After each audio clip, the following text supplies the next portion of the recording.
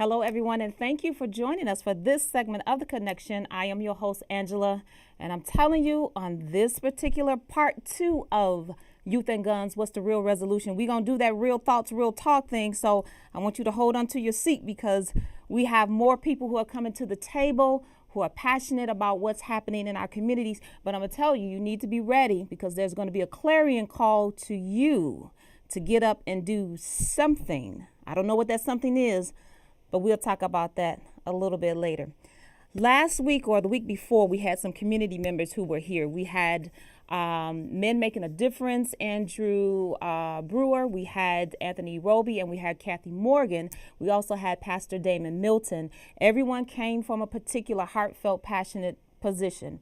So what I wanted to do, because in that segment, it was like, okay, are the organizations talking to each other? Do they know what's happening? Do they know what programs is being offered so we can do this connected thing instead of this singular individual? I'm doing my thing, I'm getting all the money, I'm getting all the grants, and forget about you. So that's why you're here. All right. We have with us a beautiful, wonderful lady. Her name is Miss Angela Waters Austin. And I'm telling you, when I begin to read your bio, I was like, oh God, this sister is on jam. So I'm just going to read a little bit. She is the founder and president and chief executive officer of the One Love Global, Inc., a 501(c) nonprofit corporation. She's committed to peace, justice, and the opportunity as they celebrate their 10th anniversary in January 2014. Now, she has 20 years, so she's not a newbie to this, and she knows what she's talking about. Experience in promoting racial equality, equity, public and community relations, fund development, marketing, special events, corporate sponsorships, program designs, and management. Girl, that's a mouthful right there.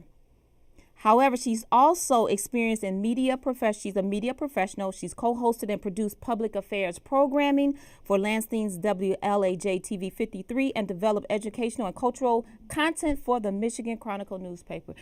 Okay, if you want to know about it, hit her up on the Facebook. Miss Angela Waters, thank you, darling, for being here. Thank you so much, Angie. It's a pleasure to be here. All right. Now, we got the men in the house on the front lines. I love that. Yeah. When the men are on the front line. Who do we have here? We have someone called Mr. Todd Jeffrey T.J. Duckett. Sir, how you doing? I'm doing well. You doing well? Fantastic. You all famous in the community. Yes. But you so humble. Yeah. I was reading yours too. I got you. Yeah, I got you. Okay. Now everyone knows he is a Michigan native from Kalamazoo. That's good when home people can, come home and do some things. It says you're a true champion and a champion in the competitive fields of play as well as one who believes in improving the lives of others. So you've done quite a few things to bring your talent to the community and helping us, especially youth.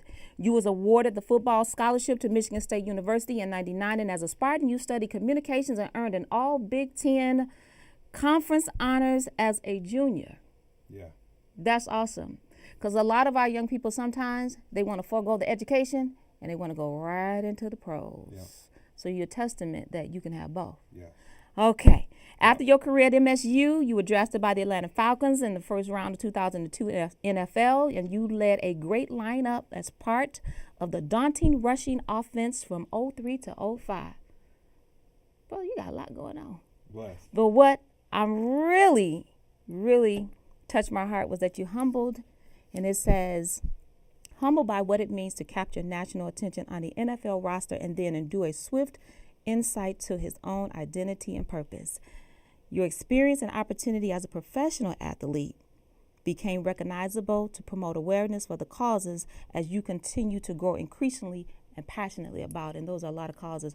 I've seen your name in various places. And that's why we're here. Okay. Don't be trying to take my move. He just got it. He got it real quick, didn't he? All right. Now, I got another gentleman here, another brother on the lines.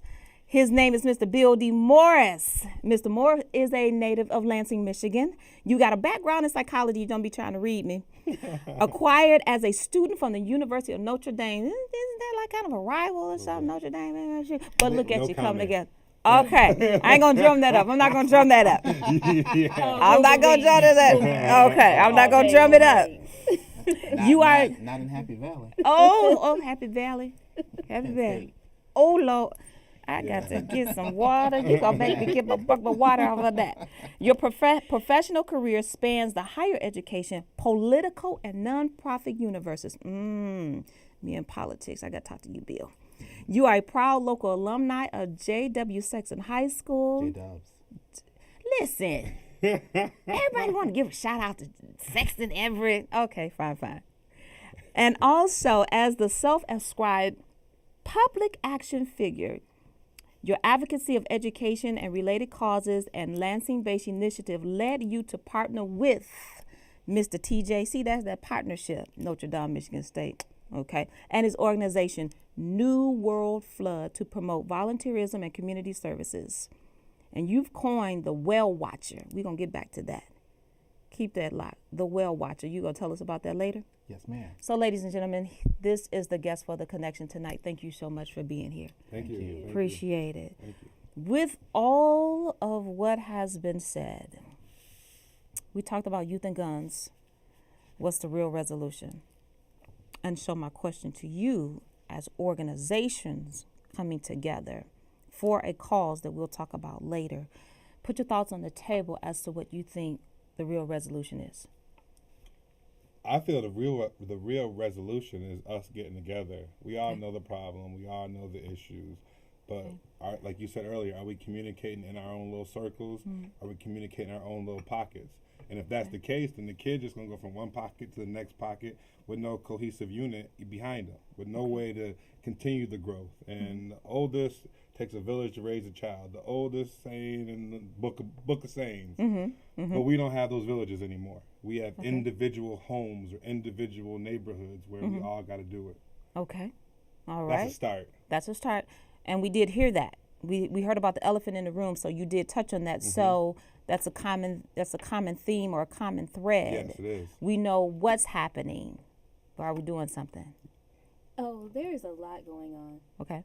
There, as you said, there are so many people that are just passionate and they are just led to take action, and they don't wait to find out what's already happening. Okay. I view that as an opportunity. When somebody's so passionate that they will take money out of their own pocket, or they will go and knock on doors to beg for the babies to make something happen, that should be honored.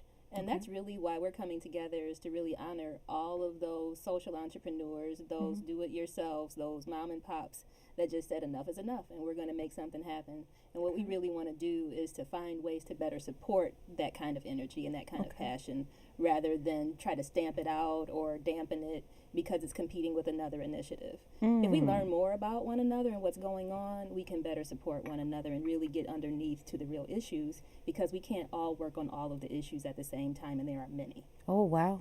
Mr. Psychologist, from your perspective of that arena. I look at this. Lansing is my city. I love Lansing. I will always love Lansing, and I'm from Lansing. So being able to give back to Lansing is critical for my DNA. It's critical for my betterment personally. So I can't even think about a Lansing that's in distress. That's in distress by gun violence, particularly by youth-led gun violence. So the fact that there are organizations over time that have tried in fits and starts to get something going that's citywide and haven't accomplished it yet, I just look at that as it's an opportunity waiting to happen. We have organizations like New World Flood. We have organizations like One Global Love that want to bring this issue to the table for everyone to partake from. And we've got to reach out to our younger brothers and sisters.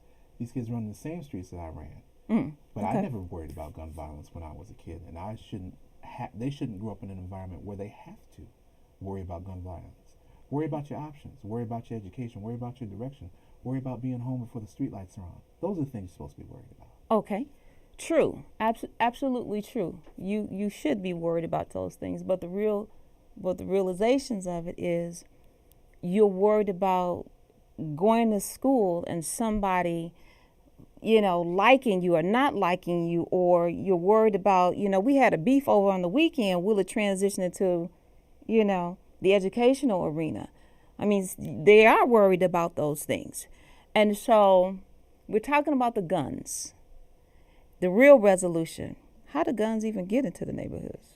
A lot of people back in the day, if Todd and I, if we had a beef, we would knock heads. and people would stand in a circle, and they would give us the space to knock heads.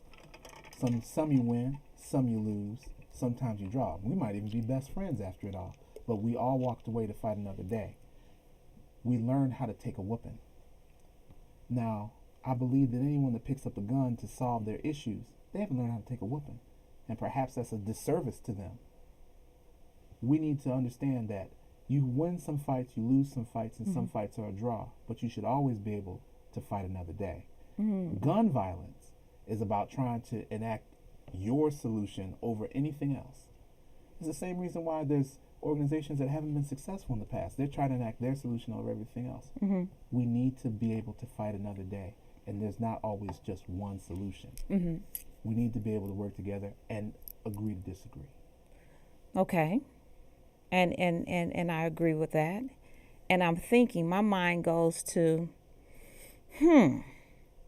if we were to get the guns out of our community, because who got boats? Who has planes? Who has the authority to even allow it to infiltrate into our communities? Some would say that it's higher up. It's much higher than we think. And if it's much higher than we think, are we really willing to come together as organizations and as communities to fight that higher power? That's the question. And maybe to even take a step or two back, guns have been around for a long time. But it to me, it comes down to, where do I not care about your life? Where do I not value your life? And I just want to kill that person rather than it being a fight. So if I don't value your life as a human being that was placed here from a higher source, then I don't value my own life. And if I don't value who I am, then I'm willing to fall for any trap, wherever it is, drugs, sex, gangs, whatever it is, I'm willing to fall into any hole. And the talk of trying to combat gun violence, maybe we should talk about empowering our youth more to be somebody. Give them options. Talked about being an athlete. Sure, that's an option there, but what are all the steps to be an athlete? What's the GPA have to be? What happens if you're not a first-round draft pick? Or what happens if you get hurt the following? Do you still value yourself in those arenas? And I think that should be the topic of conversation, rather than saying trying to remove the guns. Because, be honest, if guns are taken away, then I'm going to grab a bat. If a bat's taken away, then I'm going to grab a knife. I'm going to grab something because I don't value whatever it is I'm trying to oppose my will on. Okay. Where does that no value come from? No value. No value of your life. I say no value is a response to no hope. I don't see a future for myself. I don't see an end beyond the day, the next week, the next month. I don't know how much time I have left. So everything is final. When your life is very much about survival and being on the edge, and you view others as a threat to that, then you really feel like your back is up against the wall, and you have no choice but to come out shooting because you want to live another day. And as Todd said, it's really about, what do you value? Do you value your life? Because for me to pull a gun on you means that I don't value my own life, because there will surely be retaliation. So just thinking further ahead, having other options, because these are choices that we're making. And I think we feel limited to a certain set of choices and a certain set of options. And being about that life has taken on a whole new appeal. We see it in the media and video games. Violence is so much a part of our entertainment that there's a disconnect between the person's life and the harm that it's going to cause the families in mourning and everything that comes after it. Trickle-down effect. Absolutely. We've been desensitized to it. Totally. And I mean, from there, and to your point too, there's a difference between survival and living. And when I'm in a survival mode, it's primitive. It's I need to eat now. It is what it is. But when I'm living, I do view tomorrow. I do have dreams, hopes, aspirations, and I know that it's starting on the ground level. And if I keep working, keep pushing, I'll learn some more skills, get some help, get a raise, whatever that means, and I can start to grow. I have a future to look forward to, as Angela said. Okay. I agree with what you're saying. This is Real Thoughts, Real Talk. Thank you for sticking with the connection. However, I've heard it in even the past couple of weeks I've heard even some leaders say, I don't want to come to the table and it be just another forum, just another discussion. I don't want to do that. I want to come to the table and leave with something tangible that we are going to commit to do. Otherwise, I don't want to come to the table because it's just another talk. It's just another discussion. So honestly and truly, because all of this is real and all of this is good. But how do we get people to really move beyond the talking to the actual action and the impact? I said the last time, I'm taking a chance on being bold on the connection to say this and to do this because I feel passionate about it. So that's my nugget. That's my impact. You're right, but you're right. So when One Love Global, New World Flood, and other organizations have our event on October the 29th at Fahrenheit, we're going to present to them a package. And with that package will come training. With that package will come measurement tools. We have to be able to demonstrate that we have moved the needle, that we have had impact, and where do we have impact, and where do we need improvement. We're going to present an option, and it's going to be yes or no now. Oh. And it's not going to be a matter of having further pontification or discussion.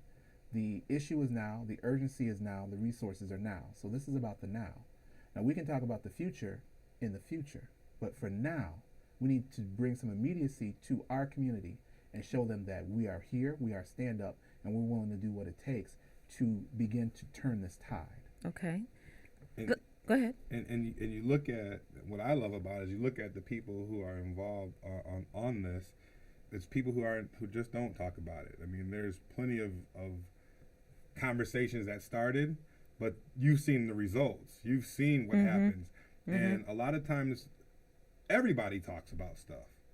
But very few people follow through because it starts to get hard. All right. Here we go. Something starts to happen. And from my former life and career playing football, it was the same thing. And I think we all have experienced people talking a lot, but when it starts to having to be you staying out later or up all night or doing stuff by yourself, just making it happen. When it starts, then you start to surround yourself with like-minded individuals who are doing the same thing. To be honest, some people may come out on the October 29th and want to just talk because it makes them feel good. But when it comes time for the heavy lifting, they disappear, and then they're the biggest critics. So this is it may ruffle some feathers because there will be action that's taken. And our motto at New World Flood is a single raindrop is the beginning of a flood. All right. Flooding the world through giving and service. One person, one action, one group, one meeting. It's a start. And if we are that one raindrop that starts the community, and that one raindrop starts to make people say, is it raining? Is that a raindrop? And then if we get another organization or another person, the more people we get, then that's where change comes. Okay. And ultimately, if it doesn't happen, then the people in the community don't want it, so they should stop talking about it because they don't want to have that change. Okay. Kind of some of what we heard over the weekend about that, one step, one person, discipling, multiplication. It's easy. It's simple. It can be so simple, but we don't. A person looks at a big problem and says, "Well, I can't do it." I mean, how do you eat an elephant? One bite at a time. Very easy. So if the elephant in the room is this gun issue, then we start one kid at a time.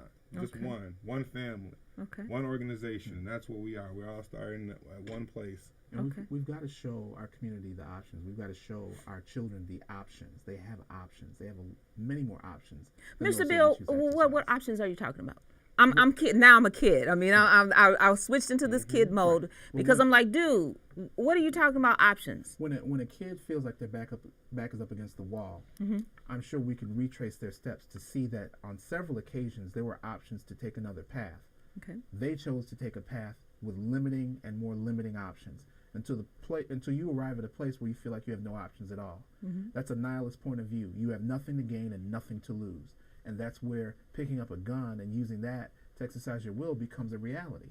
There's never in my life that I thought that picking up a gun was my first or best option. And I have been a victim of violence. I've even been a victim of gun violence. Still didn't force me to pick up a gun as my first and my best option.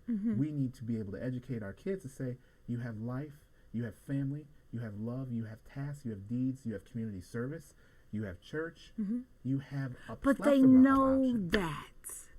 They know that. Well, and yes, they do, and I think it's changing what that looks like.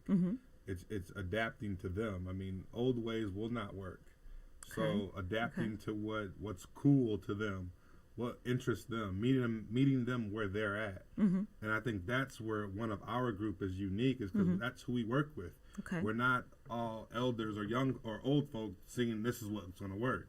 No, we're communicating with these youth and saying, what do you enjoy? What's fun? What would occupy your time? And then we build our program around that. And if they don't like it, then we have to change and come out. We have to be flexible. You have to be able to bend with the wind. And if these kids, which now with social media, they're getting knowledge and they're getting information like this. So there's something that we think is cool right now, next week is old news. Right. So we have to be able to be in tune. And sometimes that is taking something that was old, taboo, that was different back in the day, and changing our eyes. Look at it from a different direction now and see how they see it. And I think that's where our organization, and that's our mission. Our mission is to go out and to meet the community where the community is. We don't want to come in and say, this is what we wrote down, whatever, and this is what we're going to do. Okay. So on October 29th, let's start this this is what we would like to do. Okay. This is our structure, but now we want some input on how to make this proper for the community. Okay. Absolutely. And there will actually be youth there on October 29th, because one of the values that One Love Global has, and that we really hold deeply, I mean, in terms of our core and what we do, is developing youth leaders, because they have better ideas about the problems and the solutions. They live it every day, and they may or may not, just as you say, they know that these opportunities are out there. They know that some of the options that they have, but if it doesn't look like something that appeals to them, or if it's not relevant to their lives and their experience, they're standoffish about it. Okay. You can build things and expect people to come, but they will not if it is not built for them. And the way to assure that youth are attached to it is to actually have them involved in the design of it. So on October 29th, we're asking the youth organizations, if there are youth-led organizations out there that actually want to see an impact in the community, come on out. Tell us what you're doing. Share yourself and yourself as a resource. There are so many programs that they do exactly what you just said, Todd. They go into a boardroom with a bunch of other adults who had their youth 30, 40, 50 years ago, and they want to reinvent the wheel and come up with the latest new thing without having a real understanding about what today's youth culture is really about. Oh, wow. And we're not afraid of fiefdoms either. And I know that my community is divided into pockets where people are pooling resources and funds. This is about breaking down those fiefdoms, just like we're talking about breaking down all the other barriers. As Todd has met in his professional experience, there's going to be obstacles. Your coaches are telling you there's going to be obstacles, but there's a play and a plan and a practice to overcome all of those obstacles. And we're going to do those things to the best of our ability. But it's got to be a youth-led effort. In other words, it's not my effort or Todd or Angela's effort. It's their effort. We just have to convince them that it is their effort. So it is their leadership, it is their input, speaking specifically of the youth. The buy-in is theirs, and we'll go as far as they want to take us. Okay. Tell me, I heard October the 29th. It's on a Tuesday. I need a time. You said Fahrenheit. Yes. And if someone wants more information about October the 29th, how are they going to get it? It's October 29th from 6 to 9. You can log on to newworldflood.org. There will be information there. Okay. We will be doing a social media campaign. Okay. We'll have a PSA that runs as well. We'll have posters up. We'll have flyers out in the community. And it'll be very accessible. We have pretty good networks that get the message out there. Okay. So it'll be there. But it's October 29th, 6 to 9 at Fahrenheit. It's 6810 Cedar Street, South Cedar. At Long Boulevard. Yes. And right now you can connect with us on Facebook at Community Harvest. and that event page will be updated between now and as the social media campaign kicks off with the PSA. All the information will be right there on Community Harvest on Facebook. And we are asking organizations to actually register in advance, so we have some idea and that we actually can begin to build a database. Our idea is just as you said, to share the information about what is in our community, and how we actually begin to build a cohesive network of services and programs from ages 0 to 25, because we need to hold on to our young people. As you know, the brain does not stop developing until well into your 20s. And we want to make sure that we are getting our kids off on the best start possible and actually seeing them all the way through so that they also have a great finish. Okay. Bill, you talked a lot about the event on October 29th. I'm a young person. I'm about 14 or 15 years old. I'm interested in attending. What can I expect to see when I step into this building? What you're going to see are a collection of people that you probably see off and on every day, some people you don't see. What you're going to see is a presentation led by Mr. T.J. Duckett, led by Angela Austin, led by myself, that's going to explain exactly what we're prepared to deliver. But what you're not going to see is a prescribed set of solutions. We don't pretend to know all the answers. So that group is going to help us fill in those blanks. And as a young person, you're going to write in your answers. Your voice is going to be included in the chorus. So we are not walking in with all the answers prepared to deliver to you. We're walking in with a lot of good questions, though. Okay. And when we walk out, we're going to walk out with a much better direction. All right. You've heard it. What is the event called? Community Harvest. Community Harvest is going to take place on October the 29th on a Tuesday. Listen, don't trip out about the timing, okay? Come out, come support, come see what's going on, come get some questions answered, come ask some questions. But we can never move beyond where we are right now and make an impact if we don't come together as a cohesive group. Listen, thank you, Mr. T.J. Duckett, Mr. Bill Morris, Ms. Angela Waters. Girl, you got 3 names. You know what I'm talking about. Waters Austin.